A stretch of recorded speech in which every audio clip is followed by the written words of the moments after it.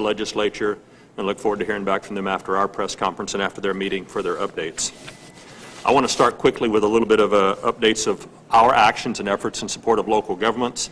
Then we'll pass it off to the Adjutant General and to Commissioner or Executive Director Baker. Water distribution, bottled water distribution still seems to be our #1 priority. As of last night, we had ordered 9.9 million bottles of water through our federal partners. About 3 million of those were actually ordered yesterday afternoon. We've received 5.5 million bottles of water. 2.1 million have been distributed so far. We expect another million to be delivered today. We will keep that process going. We will continue to use every means of available transportation to get water out. We've also ordered 250,000 meals ready to eat, and we are ordering an additional 5 million that will be distributed. Those meals that we have are not in Texas, and they will get here. One of the reasons that they haven't been here already is because of the weather, frankly, and all the roads that have been closed. We'll continue to work with our local partners to provide their resource requests. I want to hit a few of the state agencies. Roads continue to improve. There's only a little over 1,000 road sections right now that are still affected. Department of Public Safety continues to patrol the roads. Texas Parks and Wildlife game wardens are out there still doing support to local governments. Texas Forest Service still clearing roads as well as patrolling roads and completed over 1,000 assistance operations. We still have 331 mass care or warming center locations open across the state. Those will stay open until people can safely get back in their home. And now that power is on, electricity should be returning. If there's still no running water in their home, we're going to continue to provide them a safe place to stay with access to safe water. Engineering Extension Services is really taking on a big role, supporting the warming centers, supporting hospitals with delivery of drinking water, coordinating refueling efforts for critical infrastructure generators, coordinating with the military department on aircraft support for drinking water distribution. The Texas A&M Task Force 1 and 2 were activated yesterday to support the Naval Air Station Joint Reserve Base and airlifts to Galveston and Corpus Christi. The Department of State Health Services continue to supply oxygen cylinders to hospitals and still working with FEMA for additional oxygen to come into the state. I do think the oxygen situation will improve as power comes back on, or power is back on. Health and Human Services Commission continues to support drinking water distribution as well. Animal Health Commission supporting our ag industries. Emergency Medical Task Force is pushing additional supplies to EMS partners. And then Executive Director Baker will talk about TCEQ. I hope that today, after we give you this briefing, we'll actually do a lot of good question and answer and really want to do some education. We want to take time to talk about the details of the process, and so we'll stay here with you today as long as y'all want to stay here.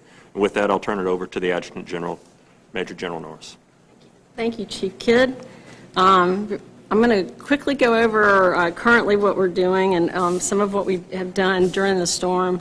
Currently, we are flying aircraft and moving water and food to different places. And we're moving a lot quickly when I say that. We have 2 C-130s out of Fort Worth. They're doing 4 flights a day, and we have 2 C-17s from the Air Force that are also doing 4 flights a day.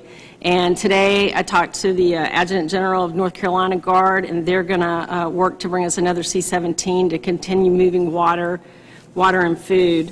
We have 8 UH-60 Blackhawks that are flying. We have 4 are flying out of Austin and 4 are flying out of San Antonio.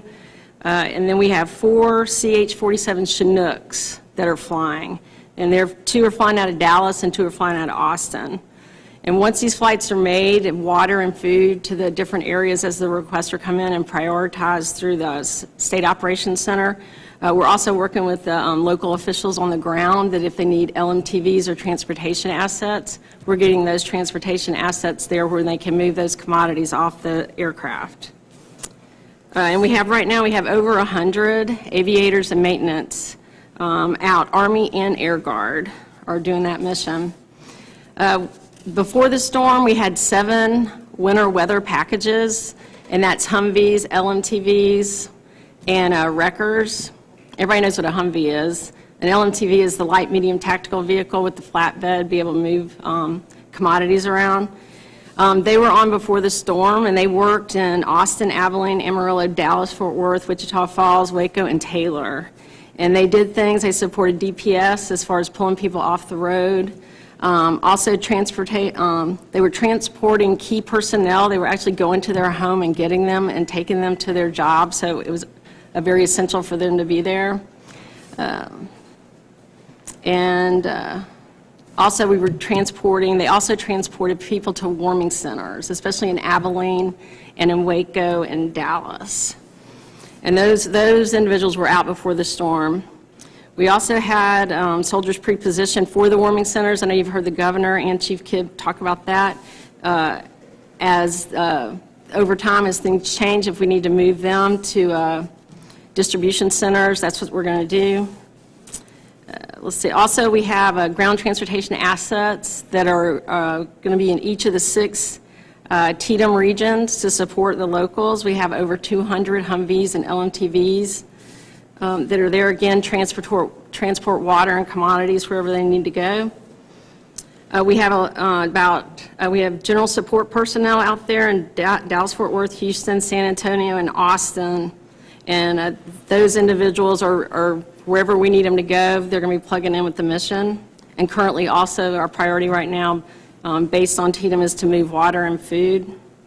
The food banks that we were running, it was mainly for the COVID mission, but all the food banks that we are in are running for that mission, as well as additional food banks are asking for help, which we are also going to fill that need. And our regional support centers that we had in support of COVID, those regional support centers now are pushing water to the hospitals.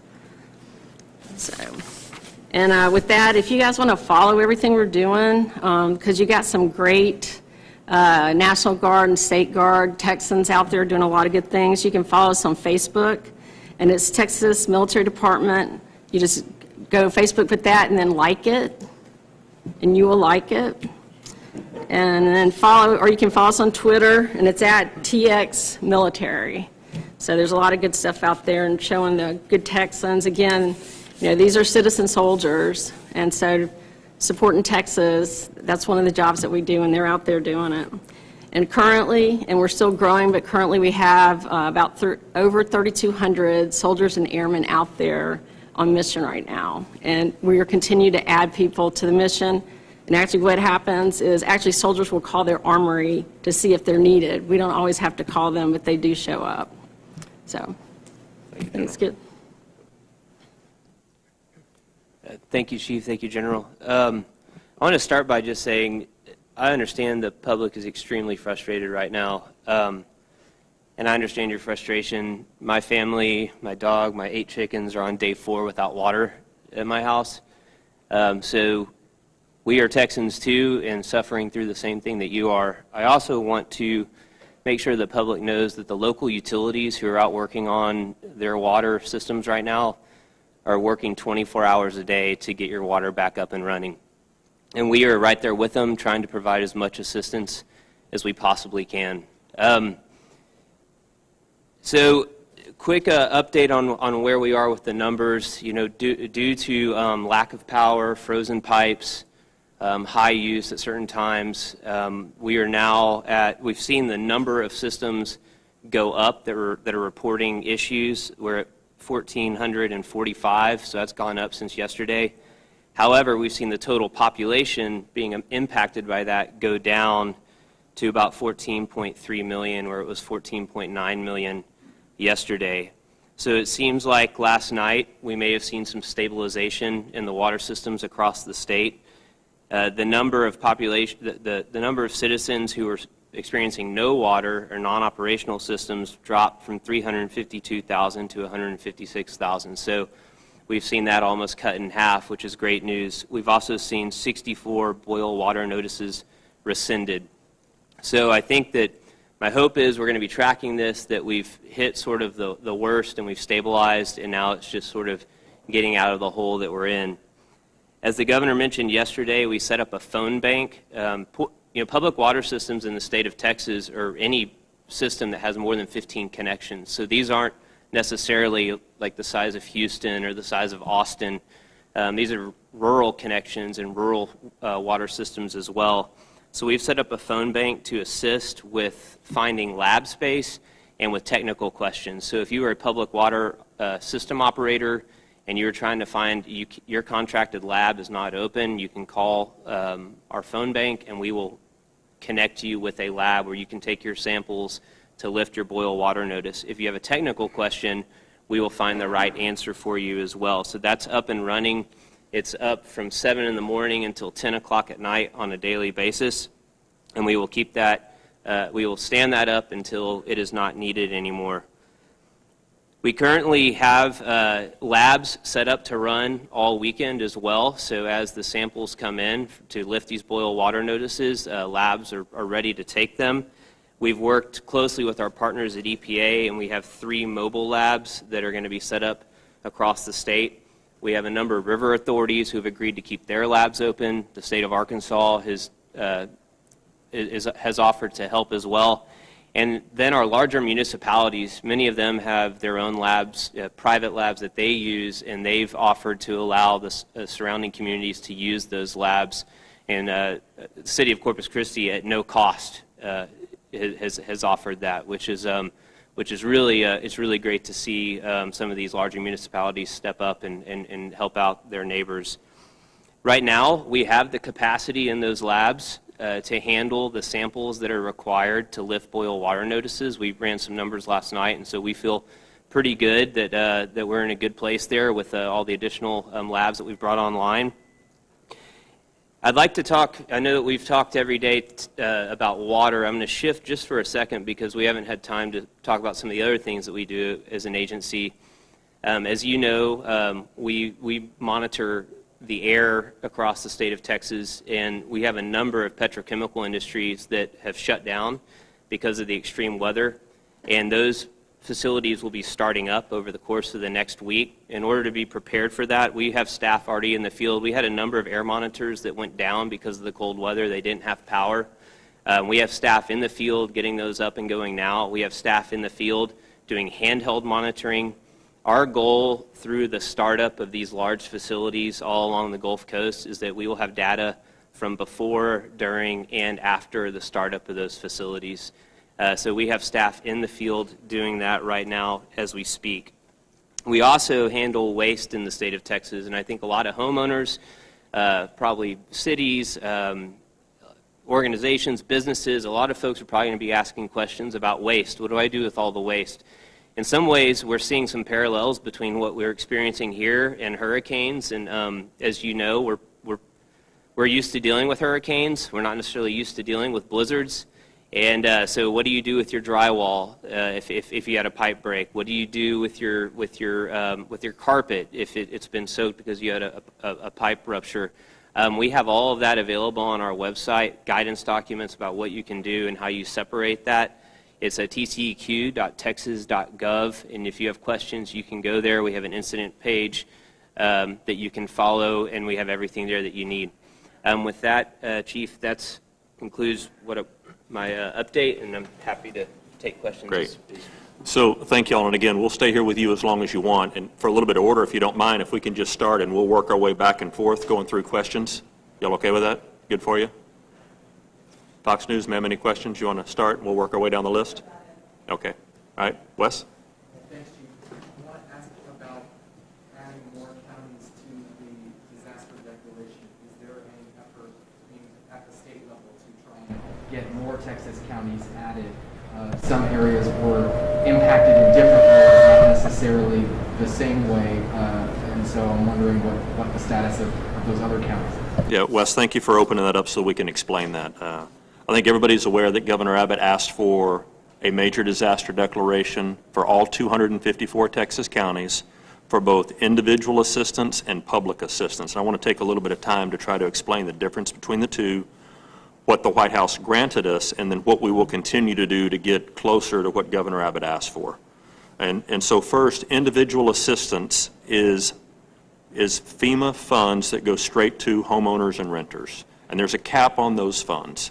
Right now, the cap is $36,000 for IA and then another $36,000 for other needs assistance. We refer to that as ONA. Now, the people in the 77 counties that were declared we'll need to start registering with FEMA, and as you know, early this morning, over 1,700 had already successfully registered. We believe that number will continue to grow. And we want those in those 77 counties to upload their information and report to FEMA as fast as possible. I also want to take a point to show you the QR code behind us, and we'll make sure you get that link. That is a system that we've developed in-house here at TDEM, so kind of like your auto insurance is right now, where you can take a picture of your claim and send it in. We've built this system so that homeowners and renters across Texas can report to us their damages so that we can much faster report that information back up to FEMA. We do want all 254 counties added. I think also if you look at the other screen there to the right, you'll see the cold temperatures and then the hours of time we were below freezing. Most Texans do not winterize their homes. It would be counterproductive into the hot months that we have. And so we know that there are a lot of broken pipes out there, and using this QR code and the system that we have, that will help us track that information and more accurately report that information. On the public assistance side, the governor asked for all categories of public assistance. What was granted was Category B, the emergency protective measures. What we will have to do now in order to get to full all 7 categories is actually do damage assessments with all 254 counties to show the amount of debris that has or will be generated, to show damage to infrastructure, to water, to electrical systems, to roads, to schools, to government buildings, to all of the utilities that are out there and parklands. We will have to show county by county, dollar by dollar, to show that each county exceeds its thresholds. Now, in my opinion, I don't think we will have a county that does not exceed its threshold. But the decision from our federal partners was to actually go through and count these county by county. My commitment to all of the Texans out there is we will do our part to make sure that we get you added on. Yes, sir. To kind of go off that, do you know what exactly the White House, what criteria the White House went to decide which counties get the individual assistance? And I guess what steps is the state taking right now to educate folks in these areas that have the individual assistance to give them the education to apply for it and all that type of stuff? Yes, sir. It's not, the criteria that is used is written in code. It's 44 CFR. So you can go through there and see what they normally look at. The actual data sets that FEMA and the White House use to make this declaration at this point, we're not aware of. They generally, as a rule, don't share that level of detail with us. But again, they're committed to helping us go through the process for the other 177 counties to make sure that we get those added on. And I didn't hear the second part of your question. I guess what steps does the state need to take right now to educate folks in the counties that are approved for individual assistance to go ahead and apply for, like, how they need to apply for it? And so there is the number that FEMA put out on their website, disasterassistance.gov is the website they can go to. There's an 800 number that we'll share with you that they can call and register. And then for those that were not in one of those 77 counties, I need your help getting this QR code out so they can start filling out that data.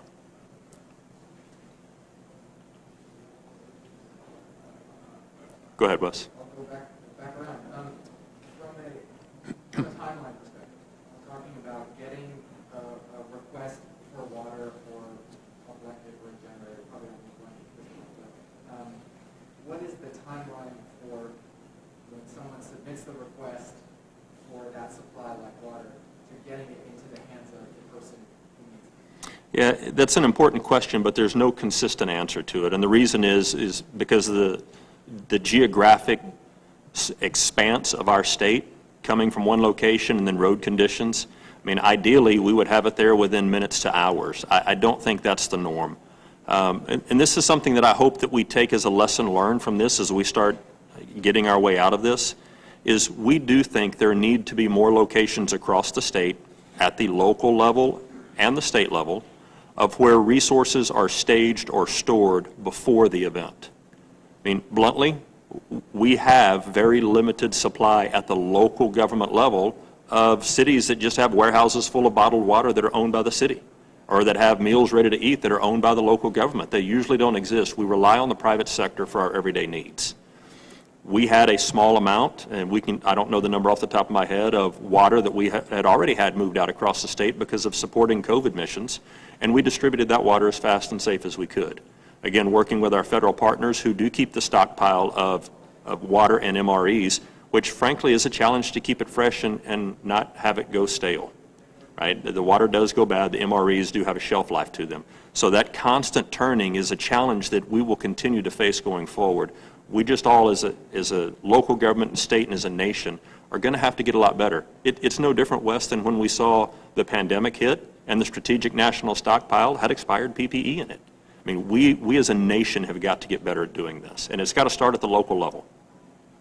Yes, sir. How are you ensuring communities hit hardest by some of these water outages are going to be prioritized in getting this water distribution? So we are working filling as many gaps as we can right now, and really it's hard to find a part of the state that's not impacted by a water distribution system. And so we're moving, we flew water yesterday and the day before yesterday because the roads were still too iced up. So it might not have been then a point of, were they the ones that were most in need of water, or were they the ones that I could get water to first? And again, we'll be at the point of over 3 million bottles distributed by the end of the day today, with many more coming. I mean, I drove around a little bit today. Grocery stores are packed. Drive-through fast food lines are packed. I mean, so the supply chain is full. It's going to continue to improve, and we will continue to support all the bottled water needs that we can get our hands on. Yes, ma'am.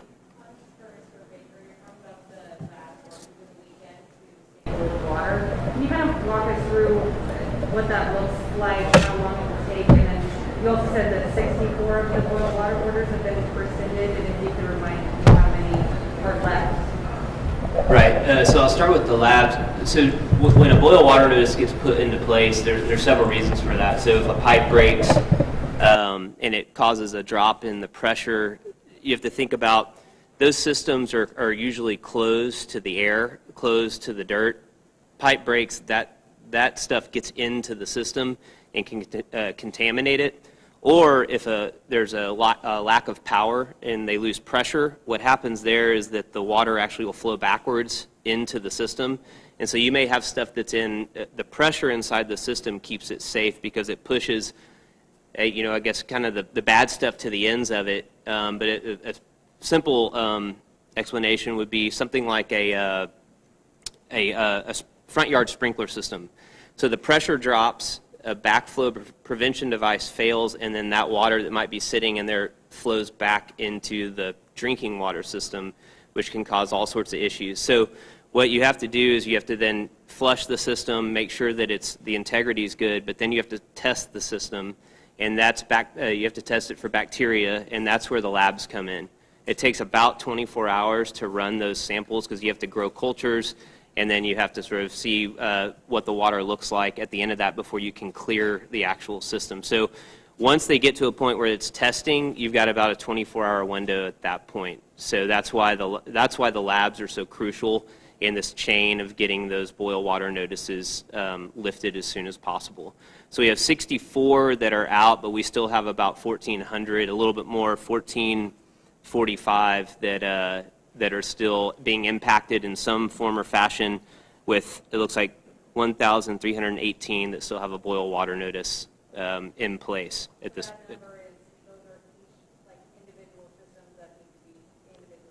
That's correct. And remember, so we have about 7,000 public water systems in the state of Texas, but as I said earlier, the interesting thing is that a public water system only has to have 15 connections. So in some places with Texas, very rural, we're talking about pretty small water systems. We're not necessarily talking about something as sophisticated as a Houston or, Fort Worth or Austin or San Antonio.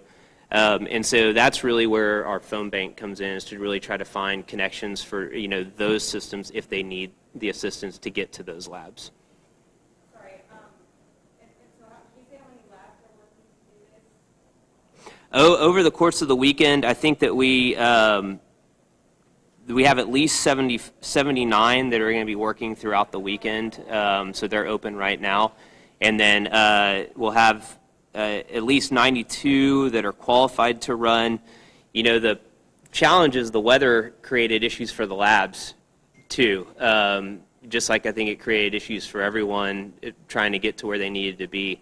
But right now, the capacity that we have with the labs, based on our calculations, would say that we have enough space to be able to run the samples that we need to as they come in.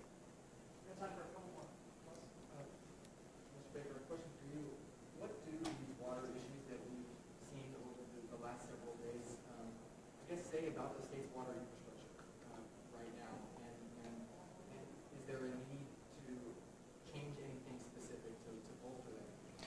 Yeah, so I think that I want to take one step back and look at this for a second from just a historical perspective. We've never seen a weather event, a winter weather event like this in the state of Texas in recorded history that I'm aware of. So our systems, water systems, are really built for heat, sort of to the chief's point about homes being winterized here. We saw multiple sort of failure points. So for example, a water system may have power that runs it, and then they're required to have backup power. But when the primary power provider doesn't have power, but then the backup power provider also doesn't have power, that's an issue. The generators are maybe heat generators, so built to run in the middle of the summer when it's really hot outside, not necessarily built to run when you have 5 to 7 days of extremely cold temperatures. And so this has been a huge learning experience. We didn't have these issues. I'm not aware of ever having issues of this magnitude from a water system standpoint in the history of the state. So we are not going to let this event, we're going to take full advantage of this event to learn. We're going to do a full review of all of the regulations that we have in place. You know, these water systems operate under a mix of federal and state regulations, and we're going to do a full review of those regulations to see where it makes sense to maybe harden that infrastructure a little bit. In some cases, it's just hard. So for example, some cities, those pipes maybe aren't buried deep enough, you know, and so that's why you see all the water main breaks. And that's just a function of we're not the Northeast. We're not Minnesota. And so, but we are going to be taking a hard look at all of those regulations to see where it makes sense to harden that infrastructure. So if this happens again in our lifetime, we will be prepared for it. Follow up on that. I know right now the focus right now is recovery, but at what point do you start kind of that process of kind of reviewing what went wrong and how to fix it in the future? What point do you start? We already have that. We're already starting that list right now. You know, so as we're doing our, you know, I've got 2 daily briefings a day with my staff. As we do that, we put down markers and sort of say, that's a marker, put it down, we're going to come back to that and make that part of this review process. And so this will be an ongoing process. It's not going to be quick. You know, it is going to involve the local municipalities, especially our large and our rural water providers, because they're the ones running these systems. And so we need to have them at the table too to say, hey, what worked, what didn't work, where could we get this, where could we do this better? And so I think as I envision it going forward, some sort of task force with us, local municipalities, rural water providers, where we all sit down and say what makes sense and how do we make sure it doesn't happen again. Chief, a quick question for you about alerting capability. Does TDEM or the state as a whole have a way to blast out notification alerts or any kind of disaster alert to Texans, or would you rather leave that to the individual entities, the local leaders? Yep. So the first part of the answer to the question is we have access to emergency notification systems. And I want to pause there. I'll tell you several times, just last legislative session, House Bill 34 and Senate Bill 2352 were titled Statewide Disaster Alert Systems. They never made it to the governor's desk. The reason for that, Wes, is all disasters are local. That's our national mantra. That's how we plan, that's how we train, that's how we exercise. And every time that one of these bills comes forward, the local governments realize and the citizens realized information is best shared by those closest to the problem. And so what we don't want is me sitting here in Austin being the person responsible for alerting Amarillo and El Paso and Brownsville and Beaumont, because their local elected officials are much closer to the problem and have much better information than we do. I can tell you, every one of the 254 counties and every one of the 1,216 cities is covered by multiple reverse 911, code red, Everbridge, you name the name, of emergency reverse alerting system. They're done at the utility level, they're done at the local government level, they're done at the school district level, and many of us got messages like that from our utility providers and our local governments. The emergency alert system was designed for use by the president back in the, excuse me, the 80s when it was designed. So the thing about communication and about alerting the public, it does need to be at the level that is closest to the problem. And remember also under state law, a mayor and a county judge are the only ones that can mandate an evacuation. The idea by having it that those people closest to whatever the problem is make the decision means usually a better decision is made. And that coordination amongst those entities is key. And so, are there systems in place? Yes. Did every local government take advantage of or use those systems? No. Yes, ma'am.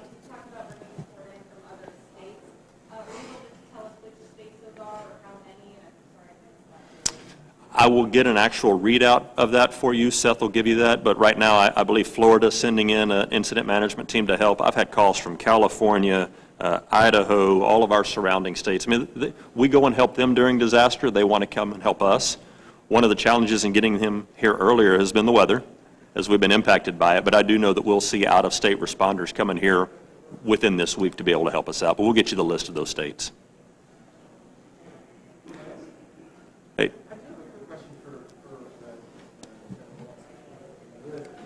Personnel standpoint, how has the weather impacted the COVID mission? I mean, I understand that most of some aspects of that mission, come to a halt when no one's coming out to get a vaccine or a test. But from an overall standpoint, can you touch on that a little bit? So, as far as what the Guard is doing for the COVID mission, a lot of like our vaccine teams and all that have been stood up, they were kept in because they're in vans. Ice on a road is not good for a van, civilian vans.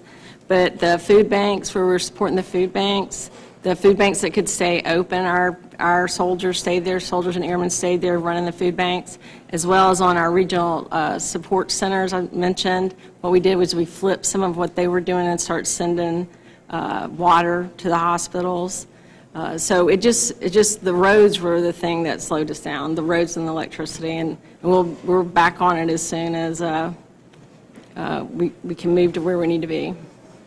I guess the final thing again is please share that QR code. Help us get that message out so people can, in homes and apartments, rented or owned, help us get that message out to have them report their damages to us. And again, thank y'all for all that you're doing, helping us get this message out, and y'all be safe on the roads.